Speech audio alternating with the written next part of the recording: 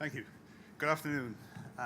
It's good to be here to talk about one of my pet topics. This morning was interesting. This morning was a thematic session where I recognized the themes of uncertainty and the themes of complexity. And my talk won't get us past the uncertainty, won't get us past the complexity, but I'd hope that my talk would get us to reduce the uncertainty and reduce the complexity. I would think that after my talk, you won't be any less certain on what might happen, but you might be a little bit more certain on what it might be if it did happen.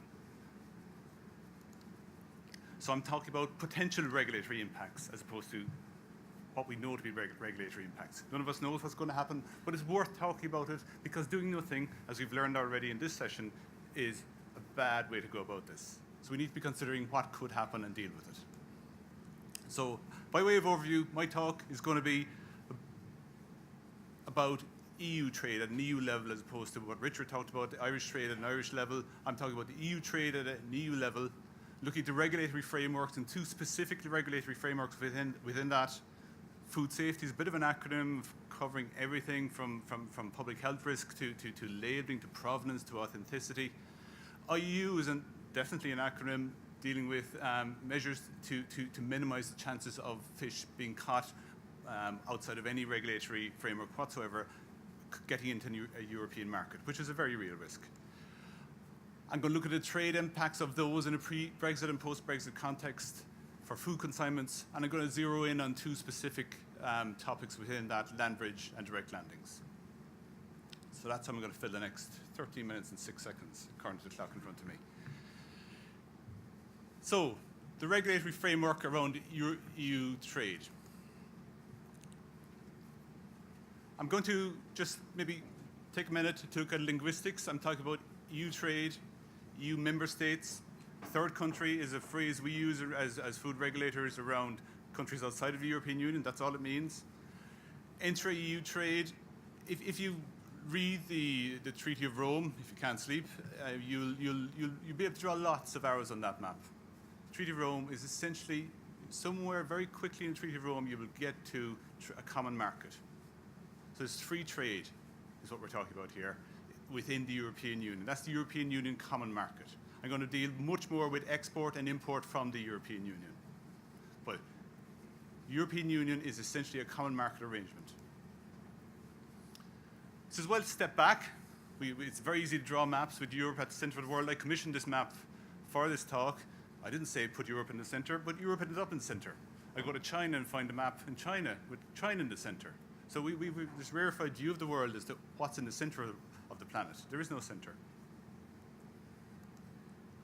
Just to give context to EU trade and seafood, the European Union is the single biggest seafood trading bloc on the planet. Okay?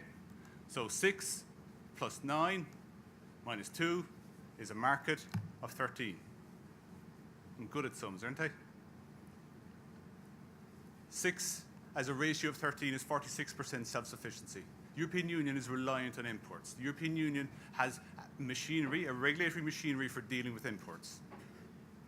And at a more simplistic level, the European Union is a trading bloc. I prefer the word with a K at the end of it. That's what it is. It's a bloc in the world, a trading bloc within the world.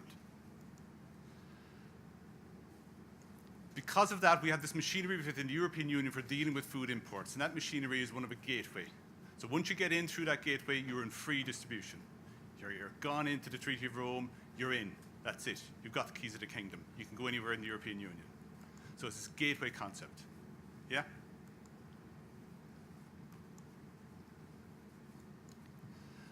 So I'm going to build up this gateway concept. I'm going to go slowly on this slide, and then I'm going to speed up because the rest of the talk hangs from this. So the gateway concept. Get from outside to free circulation. Okay? How do you get in there? You have to squeeze between these food regulations and the EU regulations. You have to negotiate your pathway in there. And physically, you have to present front and center. You can't come in through the back door. You have to come up front and center through the front door, ring the doorbell, say, I'm coming with this food. Here's how I meet these regulations. In food regulations, you meet equivalent standards. In EU regulations, you can attest to the legitimacy of the fishing vessel. And within food regulations, you need to be on the good guys list.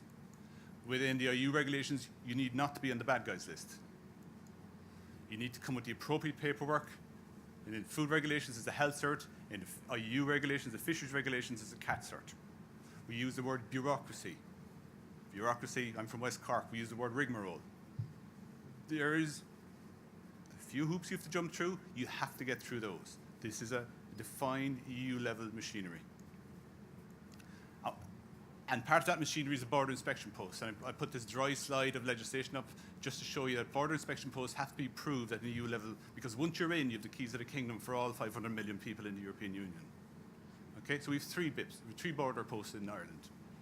Dublin Airport, Dublin Port, and Shannon Airport. Yeah? 3 gateways. So just looking at what this looks like in real life. Imports of fishery products to the European Union, I've given it to you already. The gateway. You need to do the gateway dance and get in. And once you're in, you're in. Exports, well, it's the other way around. And the third country has the cards. The third country, and many people in this room make their business out of meeting third country entry requirements. And it's largely similar. It's different terminologies, but largely similar. You need to be on the positive list, the good guys list. You usually have to have a health cert, and a lot of the time now, increasingly so, you'll need a CAT cert. So that's the regulatory framework. You need to get in through this gateway. Once you're in, you're in. So trying to examine the trade impacts of this at a pre-Brexit and post-Brexit level. What does it look like? Well, what is Brexit? What is Brexit? This little part of the map, the chart, God, the chart of the map, don't get me going, is a part of the world. And I kind of sometimes bristle when I see the standard map that's put up for Brexit of the EFZs, where after Brexit, the UK is some sort of a different colour. I'm half colourblind, but it's just another common or garden third country is all it will become. Yeah? So, here's my schematic. What's happening is one of the blocks is moving. Yeah? It's a bit like when you're looking for that really elusive piece of Lego for an hour. Right? You convince yourself it's the most important piece of Lego in the world. It's just another piece of Lego. By the time your knees get sore, you realize that, don't you? If I zoom in, the UK is becoming a third country. Becoming. How far it goes in that continuum, I don't know. But that's the direction it's going in. What does this mean? So before Brexit, fish product trade, back to my first slide, trade between Ireland and UK. Either way, arrows going both ways. This is free trade. This is the notion of the common market. There is nothing special about this. The normal EU food approval, the way you get an approval to sell food in Galway is the exact same way as you get an approval to sell food in Strasbourg. Your normal fishing vessel license is fine. In general terms, you can conduct a trade whenever, wherever you want. After Brexit, these are imports to the EU from a third country. And I've talked about it already. The gateway. You need to do the gateway dance. Yeah? Turn the other arrow the other way. Consignments from Ireland to the UK. After Brexit, these are exports from the European Union to a third country. So the third country has the cards. We need to get on their list. They write the list.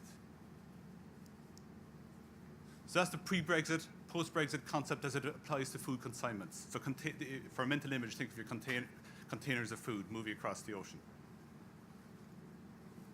I'm going to zoom in now on 2 specific cases, land bridge and direct landings. I'll start with land bridge. So Richard has mentioned land bridge, and there are many ways to pictorially represent land bridge. I'll use this method for a specific reason, that these trucks trundle past my house day and night. Local dairy farmers where I live refer to them as Micheál's trucks, interestingly. It's fascinating. So this concept of a truck of fish from Castletownbere heading to a ferry in Rosslare, heading to the UK, heading across the UK, get another ferry into the European continent and heading to Vigo. Land bridge. Okay? There are other examples. I can turn the arrow the other way, like consignment of seafood from Indonesia that landed in Rotterdam and needs to get to Ireland. There's a land bridge concept backwards the other way. Plenty of land bridge concepts, but I'll go with this one. Before Brexit, well, if you were listening, it's free trade. Origin, transit, destination, all within the European Union. No big song and dance. Happens every day of the week. After Brexit, it's going outside the EU for a while. One scenario, and this is the only time I'm giving two different scenarios, one scenario is there's a full-fledged import-export scenario, leaving the European Union at Rosslare, going to a third country in the UK, and re-entering the European Union. So two separate gateways. Another scenario is this bonded transit scenario. If you're from an IT background, it's like a VPN. It's a virtual transit through the UK, where it magically levitates in a virtual tunnel through the UK. And the big killer app in that is a seal at origin that's potential for check at re-entry to the European Union. So it never technically gets corrupted by its UK-ness. One final one to deal with, direct landings. Most of my talk has been about fishing, the primary catching sector. I've been dealing with fish after it hits the deck. I'm still dealing with fish after it hits the deck. But direct landings, what is a direct landing? Direct landing is a specific thing. It's the concept of a third country fishing vessel, and a third country fishing vessel catches third country fish, wherever it catches them, they're third country fish, landing to European Union port. So direct means it's landed by the vessel that caught the fish. It's a direct landing. This is a form of food import to the European Union. This is a real form of food import. It's a little bit of an exception. It's a little bit of an outlier. It has no analogies anywhere else in the food chain, but it's a form of food import. And the regulations attempt to give this a bit of an easier ride, but it's still significantly greater than a CFP, common market concept. So going back to my gateway slide, what happens here? Well, firstly, on the left, the positive listing has to be of the vessel. The health cert is now modified in something easier, captain's declaration, so not from the authority, from the industry. It doesn't have to arrive at a border post if it's fresh. However, if you're listening to Micheál, you'll have heard the up-gearing of the catching sector towards frozen fish. If it's frozen, it's a different story. It still has to present front and center to a border post. It has to, however, present at a designated third country landing port. It needs to be pre-notified, and you just can't rock up and start discharging. You need to be blessed that you've got through this gateway, work away, you're in. This is a big change. So before Brexit, if I had Irish vessels landing in UK ports and some of Michael's red dots landed in Irish ports and some of the green dots landed in UK ports, it's just the common market, wide choice of potential landing ports before Brexit, discharge at will before Brexit. Yeah, there are some CFP restrictions. I don't want to alienate some of my catching sector colleagues in the audience. But realistically, you're not treated differently, you're not viewed differently under the EU regulations, regardless of flag you're flying when you're landing at a EU port. After Brexit, a possible scenario, consider a UK vessel landing in an Irish port. It's the same slide. You have to do the entry dance. After Brexit, consider an Irish vessel landing in UK port. Same story. Only the third countries holding the cards. So that's what I wanted to cover. My take-home message really is, if your business model involves fish going to or from the UK or through the UK, and when I say the UK, I include UK vessels and UK ports, you need to be figuring out how you're going to cope with Brexit. It, in all likelihood, will have a significant impact on your business model. Gurmagov.